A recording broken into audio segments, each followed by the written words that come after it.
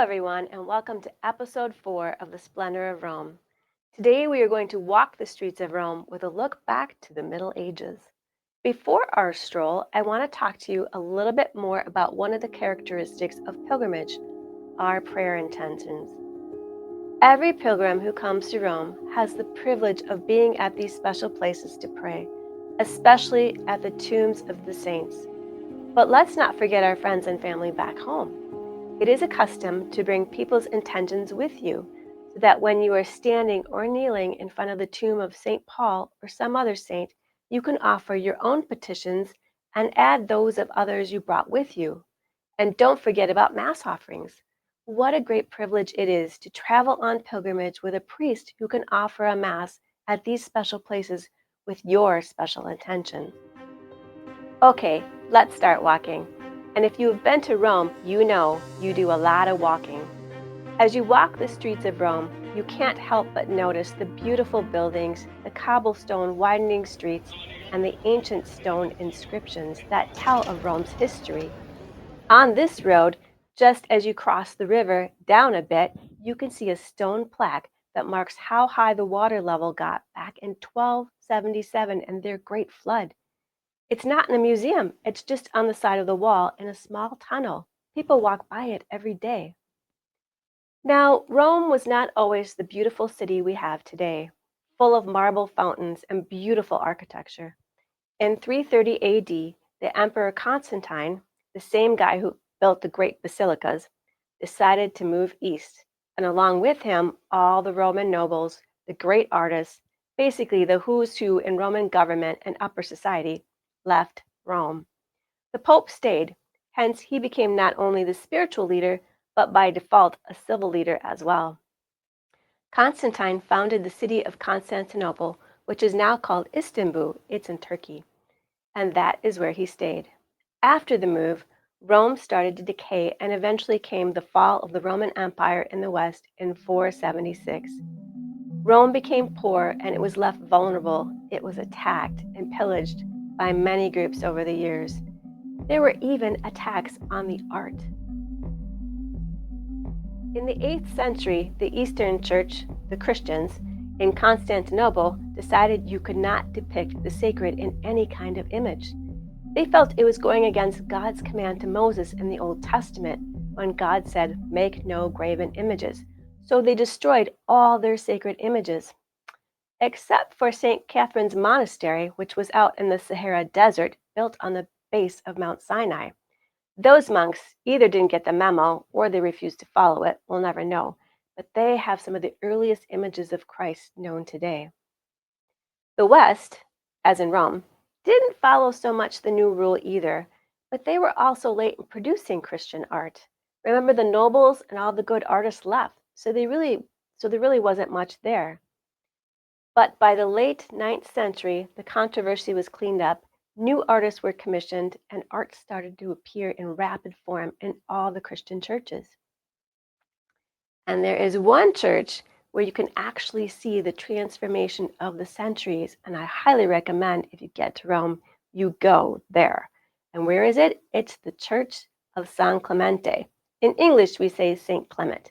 It's a minor basilica in Rome, and it actually has 3 layers that you can visit today to see this transforming history.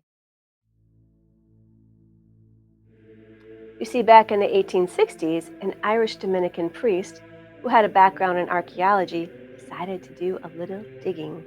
And behold, he discovered a church underneath the current church. What he discovered was a 4th century church that was filled in so that a 12th century church could be built on top, which is the church you see today. He found frescoes dating from the 8th to 11th centuries, and after being cleaned up, they are in amazing shape. And there's quite a few of them that you could see down there today. You can also see decorative pillars and many stone inscriptions of the ancient past. At one point in time, the bones of St. Cyril, as in St. Cyril and Methodius, were also found there. These bones are now kept in the main church under the altar, up in the 12th century church. But then wait, it keeps going. It turns out somebody's discovered an even lower level. The 4th century church was built over some structures from the 1st century. Now we're at the level that St. Peter and St. Paul could have visited, or at least walked by. Those 1st century structures were part of a home, some warehouses, and a mithraeum. A mithraeum, you're probably wondering what it is, but a mithraeum was a small room in which the pagan god Mithras was worshipped. It is considered one of the pagan mystery cults, which was secret at the time. It is believed people were initiated into the cult in this room. Just imagine walking on the path that an early Christian could have walked on in the 1st century, or climb up and gaze at one of the many frescoes that a 4th century Christian gazed upon, and then climb up from there to a 12th century church, which has kept most of its original structure and decor. You are gazing at the same things as people did back in the 1st centuries of Christianity up through the Middle Ages.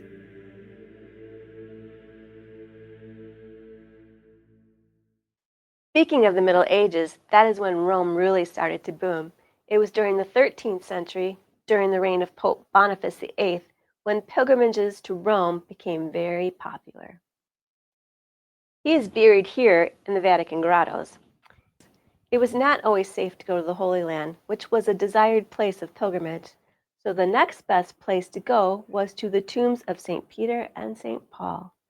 Pope Boniface recognized this, especially with the influx of pilgrims during the year 1299. He is the one who declared the first Jubilee year in 1300 and promoted pilgrimages to Rome. Here you can see the actual decree that he signed. But Rome also could bring the Holy Land to the pilgrims. St. Helena, the mother of Constantine, traveled to the Holy Land and retrieved a few items from Jerusalem. Actually, she brought back a whole loot, like wood from the cross Christ was crucified on, the nails, and the steps that he ascended on to be condemned by Pontius Pilate. She even brought back soil for the foundation of a church that was meant to hold some of the precious relics. It's called the Basilica of Santa Croce in Gerusalemme. In English, Holy Cross in Jerusalem. Notice the name is in Jerusalem, even though you were in Rome. That's because of the soil. The foundation is from the Holy Land. You can step in this church and you are transported back into the Holy Land just because of the soil and the relics kept there. Somehow, St. Helena managed to bring back a set of marble stairs. I am not sure how she did that. They must have been really heavy. They are called the Holy Stairs and are believed to be the same set of stairs that Jesus ascended to Pontius Pilate when he was condemned to death. Archaeologists have concluded that the marble of the stairs is the same type of marble found in the Holy Land, and that the stairs to the ancient Praetorium in Jerusalem have not been found otherwise. The Holy Stairs are just down the street from the Church of Santa Croce and just across the street from St. John Lateran. These stairs have been a pilgrimage destination since then. The practice, though, is to climb up the stairs on your knees as an act of penance. Even today, the only way you are allowed on the stairs is to climb on your knees, which is actually harder than it looks. During the Middle Ages, the Pope's chapel was just at the top of the steps, and this was considered back then the holiest place in Rome. In this chapel, kept somewhat hidden, were hundreds of relics of the saints.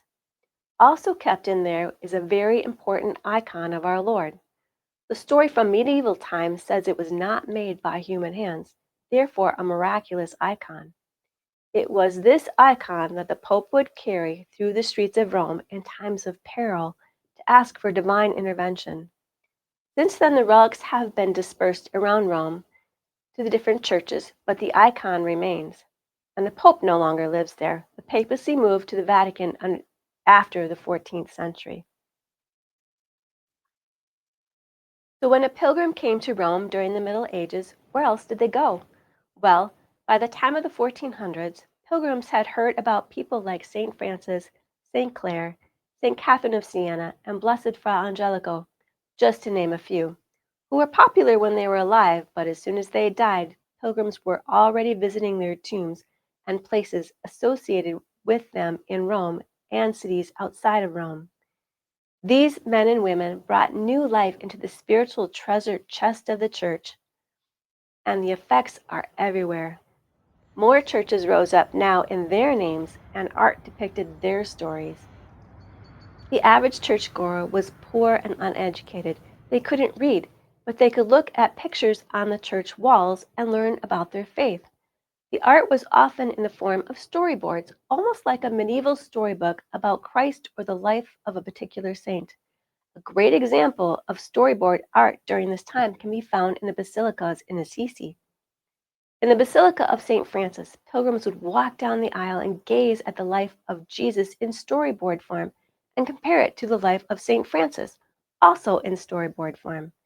If you visit the Basilica of St. Clare and climb down into the crypt, you will first be directed past frescoes depicting her life of holiness.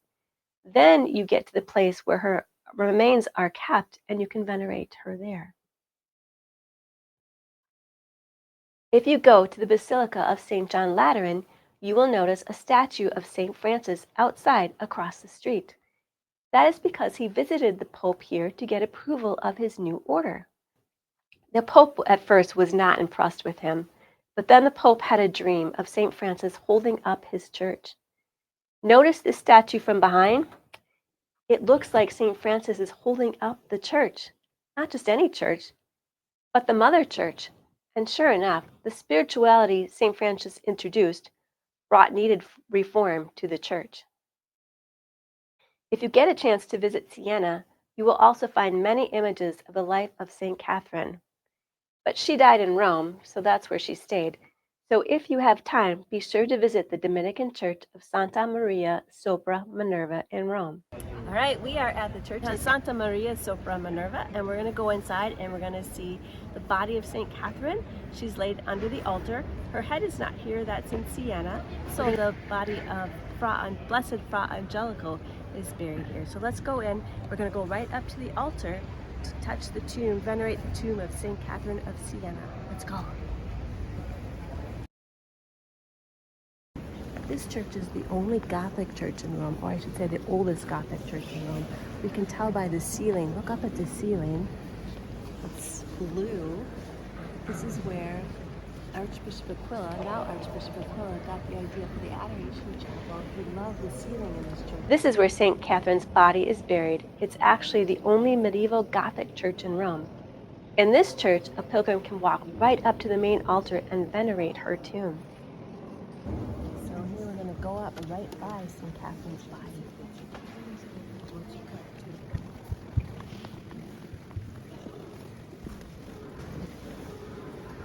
What a gorgeous view this is too, isn't it?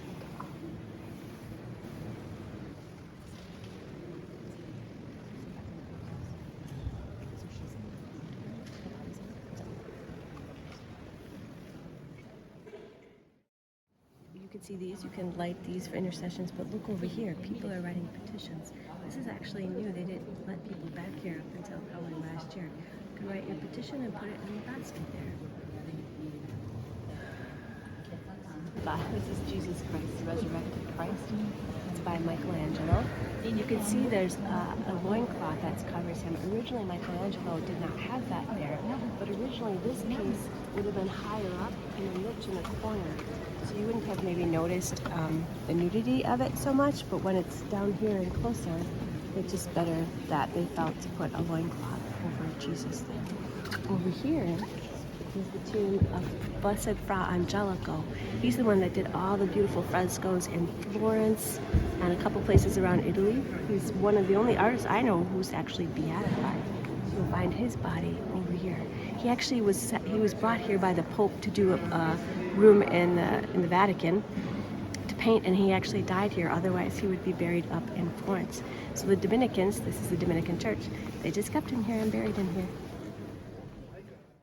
But he's from Florence, so you won't find his work here. But in his monastery, now turned into a museum up in Florence, you can actually see inside the monastic cells. These are the monks' rooms, where he painted scenes from the life of Christ. This helped the monks learn to meditate on their life of Christ. Travel to Florence by train is fast and can be an easy day trip from Rome. Art in storyboard form was an important part in the medieval churches to aid people in learning about their faith. After the time of the Renaissance, the artistic and architectural style of the Baroque became the vogue. The medieval storyboards were replaced with single images filled with more drama, gilded gold, and over the top expressions of our faith. So join me next time as we take a look at the Baroque transformation of Rome and discover even more gems.